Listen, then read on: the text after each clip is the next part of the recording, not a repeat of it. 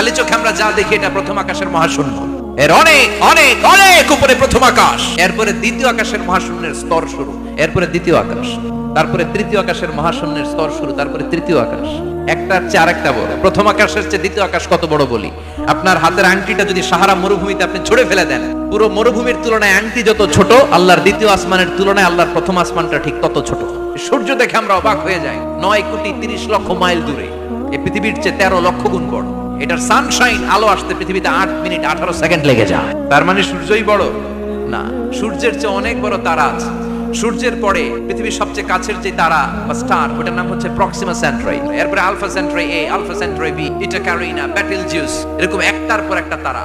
যেই সূর্য পৃথিবীর চেয়ে 13 লক্ষ গুণ বড়, বেটেলজিউস নামে একটা তারা আছে, ওটা সূর্যের চেয়ে 33 কোটি গুণ বড়।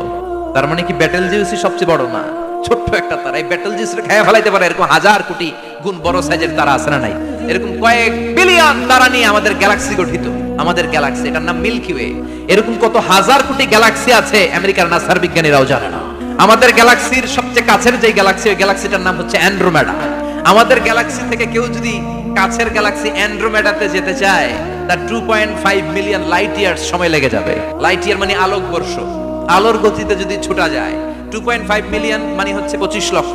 তাহলে পৃথিবীতে সবচেয়ে দ্রুতগামী যে বিষয়টা আবিষ্কৃত হয়েছে সেটা হচ্ছে আলো। এই লাইট প্রতি সেকেন্ডে 1,86,000 মাইল বেগে ছুটতে পারে। 1 সেকেন্ড শব্দ কইতে তো 2 সেকেন্ড লাগে। তো কোন রকেট যদি আপনি পান, যে রকেট দিয়ে সেকেন্ডে 1,86,000 মাইল বেগে রকেটটা ছুটবে প্রতি সেকেন্ডে, খেয়াল করেন, ঘন্টায় না, যে রকেটটা সেকেন্ডে 1,86,000 মাইল বেগে ছুটবে, ওই রকেটটা দিয়ে আমাদের গ্যালাক্সি থেকে আমাদের পাশের গ্যালাক্সি অ্যান্ড্রোমেডাতে পৌঁছতে আপনার 25 লক্ষ বছর লেগে যাবে।